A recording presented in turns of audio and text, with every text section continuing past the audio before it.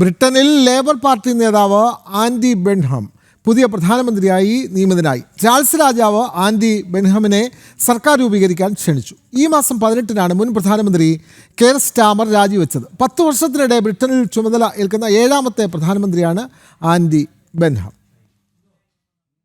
Charles രാജാവ് മന്ത്രിസഭ രൂപീകരിക്കാൻ ക്ഷണിച്ചതായി അറിയിച്ചുകൊണ്ടാണ് ആൻഡി ബെൻഹാം പ്രധാനമന്ത്രിയായതിനു ശേഷം ആദ്യമായി ബ്രിട്ടീഷ് ജനതയെ അഭിസംബോധന ചെയ്തത്. വെള്ളിയാഴ്ച നടന്ന ലേബർ പാർട്ടി യോഗത്തിലാണ് ആൻഡി ബെൻഹാമിനെ നേതാവായി തെരഞ്ഞെടുത്തത്. തുടർന്ന് കാവൽ പ്രധാനമന്ത്രിയായിരുന്ന കെയർ സ്റ്റാമർ രാജിവെക്കുകയായിരുന്നു. മാറ്റങ്ങളുടെ കാലം വരാനിരിക്കുന്നുവെന്ന പ്രഖ്യാപനമാണ് പ്രധാനമന്ത്രിയുടെ ഭാഗത്തുനിന്ന് ഉണ്ടായിരിക്കുന്നത്. I have just come from Buckingham Palace, where I have accepted His Majesty the King's invitation to form a government. June 23-നാണ് പ്രധാനമന്ത്രി സ്ഥാനത്ത് നിന്ന് രാജിവെക്കുന്നതായി കെയർ സ്റ്റാമർ പ്രഖ്യാപിച്ചത്.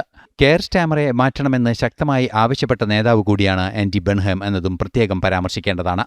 10 വർഷത്തിനിടെ 7ാമത്തെ പ്രധാനമന്ത്രിയാണ് ബ്രിട്ടനിൽ അധികാരമേൽക്കുന്നത്. ഇന്റർനാഷണൽ ഡെസ്ക്, ജനം.